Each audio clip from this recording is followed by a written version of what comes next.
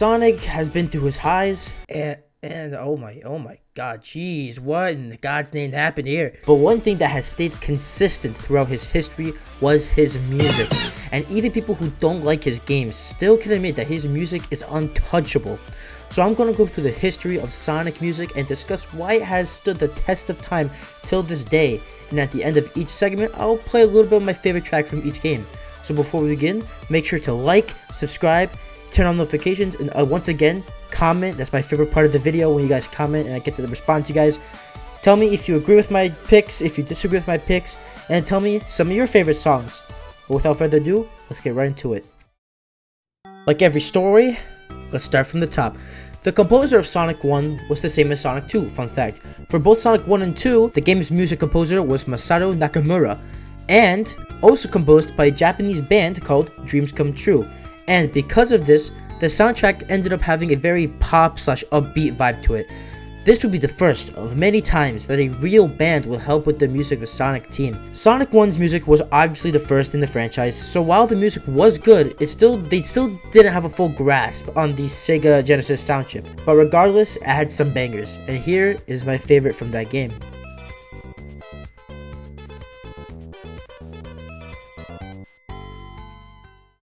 Sonic 2, as previously mentioned, was composed by Masato Nakamura and by Dreams Come True once again. And we're already at the second game and things are already starting to kick up. The variety in the music is much bigger because of the large amount of stages, and the team learning to master the Sega Genesis sound much better. We're already getting iconic tracks like Chemical Plant, Aquatic Ruins, Mystic Caves, Hilltop, and so much more. My personal favorite,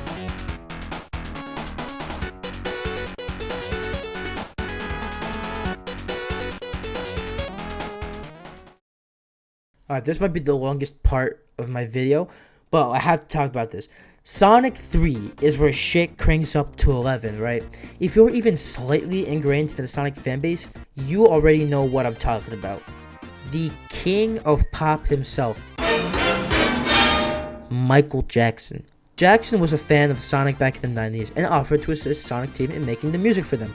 So he and Brad Buxer made a few tracks for the game.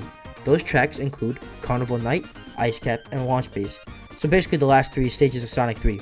But during the production of Sonic 3, Jackson found himself in some hot water after allegations of him being a groomer rose, so the entire Sonic team cut ties with Jackson and Buxer, but they still kept his songs in the game. One of the most obvious influences Jackson had was Ice Cap, which is literally just a remix of Hard Times by the Jetsons, which was Brad Buxer's band.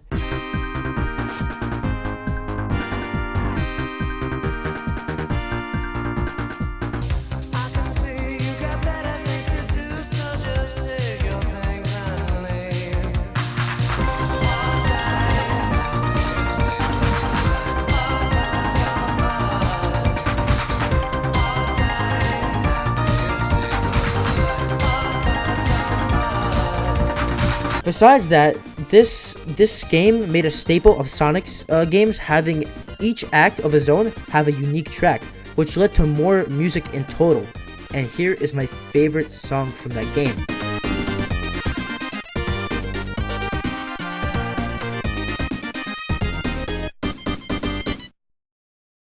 Since MJ was no longer in the production of Sonic and Knuckles, someone had to fill his shoes, and that is where the now legendary Jun Sonoe steps into the picture. Where in the Sonic 3, he composed some jingles and tracks, he is now the lead producer in Sonic and Knuckles, and you can tell the difference.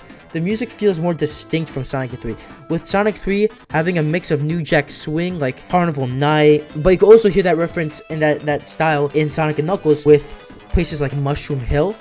You can also hear that distinct difference in Sonic & Knuckles with Flying Battery feeling more high action and high octane compared to like Sonic 3 where it's more New Jack Swing and Jackson-y. And my favorite track from that game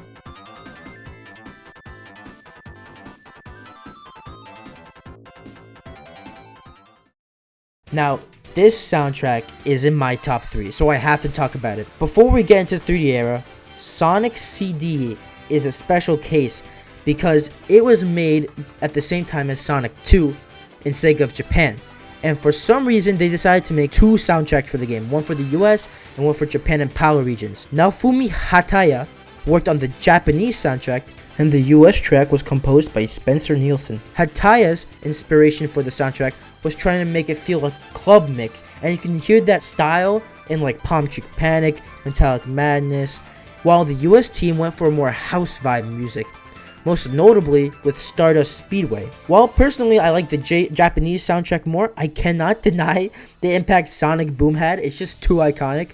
Like, if you hear something like Sonic Boom, it's too iconic. It's too iconic, right? And this game really impressed me because it kind of follows the theme of Sonic 3 and Knuckles, where each zone has its own theme. This one, since you could travel through time, each time zone has its own theme. Except for the US version. For some reason, they used the Japanese past soundtrack. I don't know why. But besides that, everything is original to its time zone. And my favorite track is this one.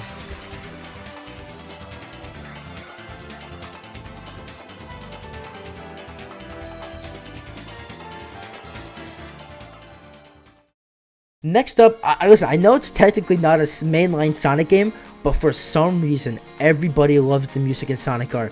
A spin-off, fuck, shit, I can't say spin-off. A spin-off Sonic racing game for the Sega Saturn. Though the game actually to play is not too fun for me personally, the music just slaps harder than my mama's mashed potatoes. Composed by Richard Jacques, a European composer, and the songs being sung by Teresa Jane, a British singer, the two combined created the most generic 90s music for a game anywhere ever seen. It didn't even fit the game. It just sounded like something that you hear pop up on the radio in the 90s, right? It felt like, but I feel like that's the charm of it, right? It doesn't fit Sonic, but it feels so Sonic and 90s that it's so good that people just accept it. Everyone knows Supersonic Racing, obviously. Everyone knows Can You Feel the Sunshine, Living in the City, because they're all incredibly catchy and super upbeat. And my personal favorite being Living in the City.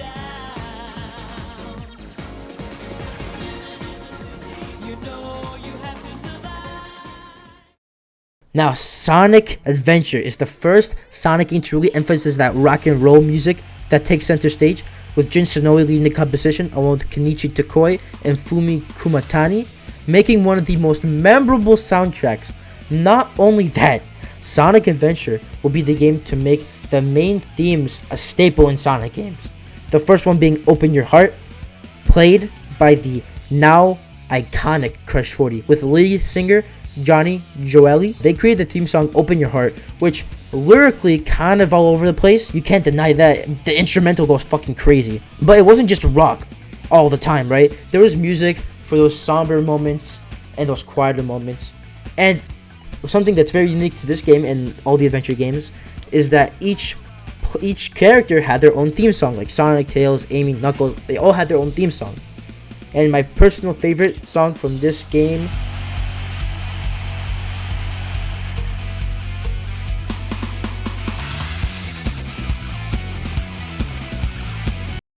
Now, Sonic Adventure 2, probably the most iconic soundtrack of any Sonic game ever, and for a good reason.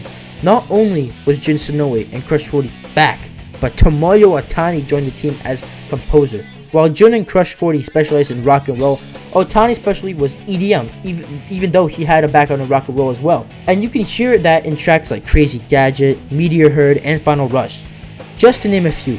With probably the most iconic main theme in Sonic history, Live and Learn, which is my personal favorite track in the game, 3 legends worked together to make the most iconic soundtrack known to man.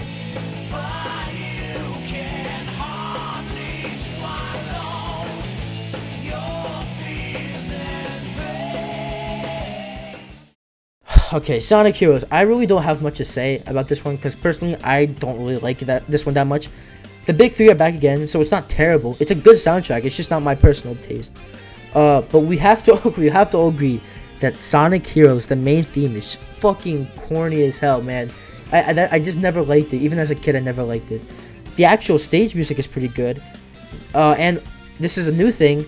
The final boss has its own music instead of just using the main theme of the game. My personal favorite track is Ocean Palace.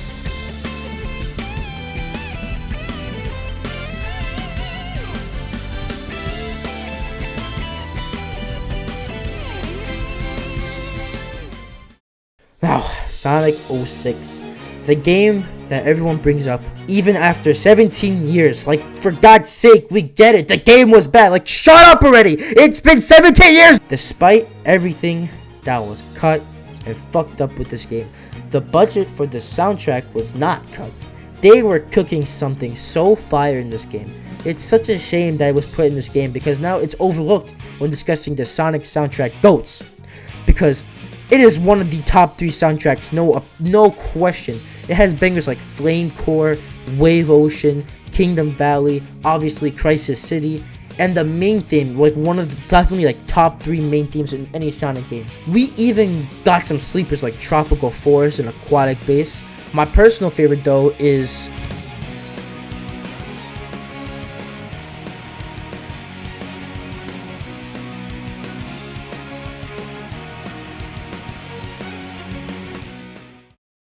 real quick, I know that these games aren't technically mainline, but they were brought up in gens, so I'm gonna count it. Sonic and the Secret Rings. Once again, some very decisive games having banger soundtracks. Secret Rings didn't have Crush 40, but they had singer Stephen Kant, who also made the music for Cowboy Bebop, the greatest anime of all time. So this soundtrack's already a lock for like the goated soundtrack. The main theme is overplayed like a lot, but it's still a banger. So my favorite tracks for both of these games, Secret Rings, just because it's connected with the GOAT, Kabanameyer 456, I have to put The Palace That Was Found as my favorite, and it's a good track.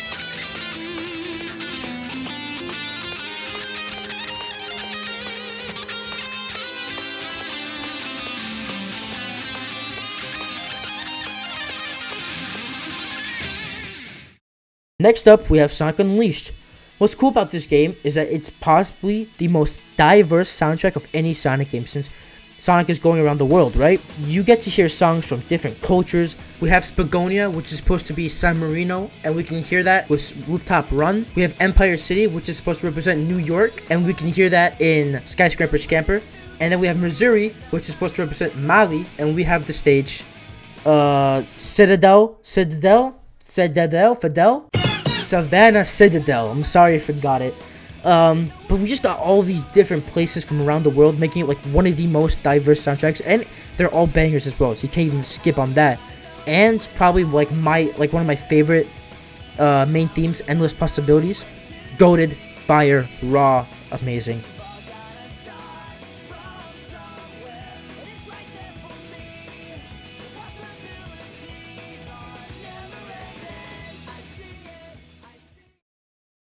Sonic Colors soundtrack.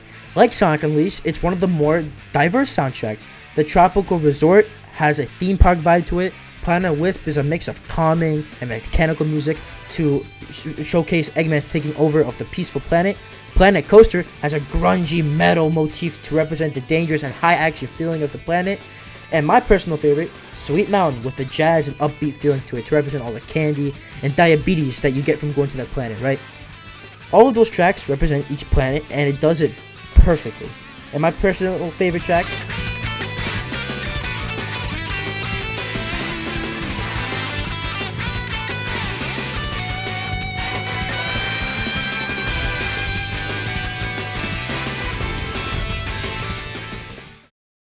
Sonic Generations is a special case because it's almost like all the tracks are remixes. But the thing is, they're still so good that they can stand on their own, right? There's not much really to say here, since we've heard them all in their own original games. But I think the one that does it better than the original is City Escape, just because they add that extra verse at the end. I felt like the original felt kind of short, so adding that extra verse and that solo at the end made it feel more complete.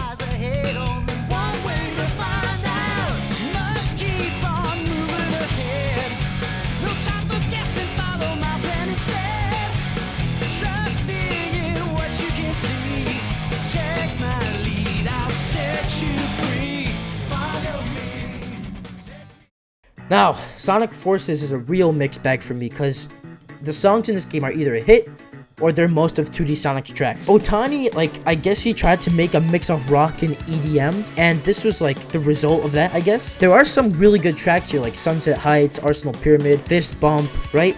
But then you have almost all of the 2D Sonic songs.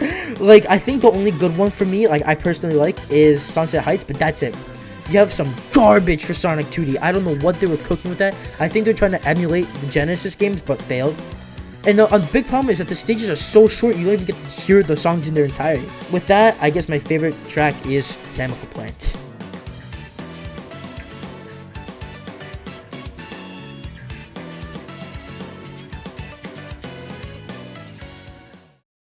Now, with Sonic Mania, it's a much more similar situation to Sonic Generations, where a lot of the tracks are remixes, but there are some original tracks too. But what's special about this game is that they got a fan creator, T. Lopes, who is well known in the community for making really good remixes of old Sonic tracks. They brought him on to make the music for this game, and you can tell that he brought his own style and pizzazz, and all these songs go dummy! Here's my favorite track.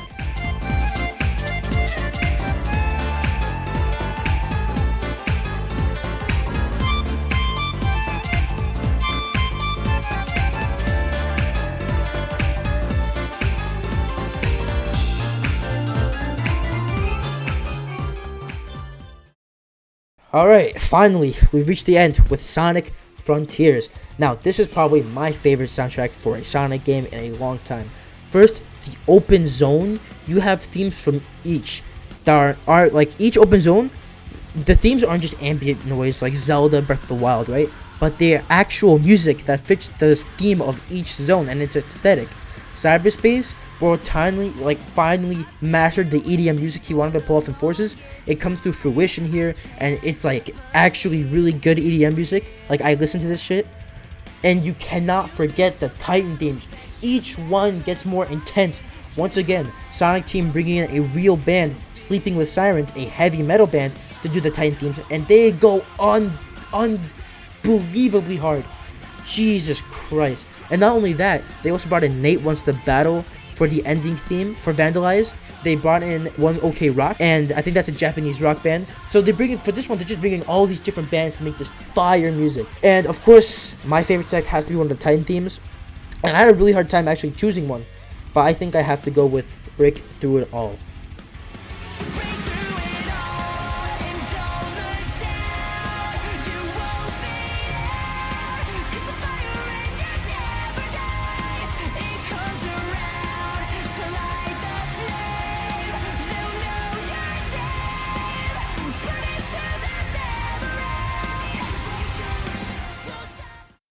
And with that, we have touched all of the mainline Sonic games and some spin-offs. Now, why do all of these soundtracks have such bangers? Why are they so consistently fire? It's because Sonic Team doesn't make gaming music. They just make music. They don't have that mindset of like, oh, we're making music for a video game. We don't need to go that hard. They think we are making music.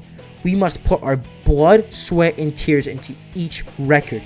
Even back in the Genesis days, they didn't allow the limitations of the Genesis to stop them. They were making iconic music even back in the days, bro. And they had some help from like one of the most talented musicians in and out of the gaming circle. Like I said, Michael Jackson, Sleeping with Sirens, Crush 40, all these different people who are so passionate about music and the games that they're in. The only two franchises that I think even come close to this are like Final Fantasy and Zelda, and they just go hard as well. And that is the history of the Sonic discography.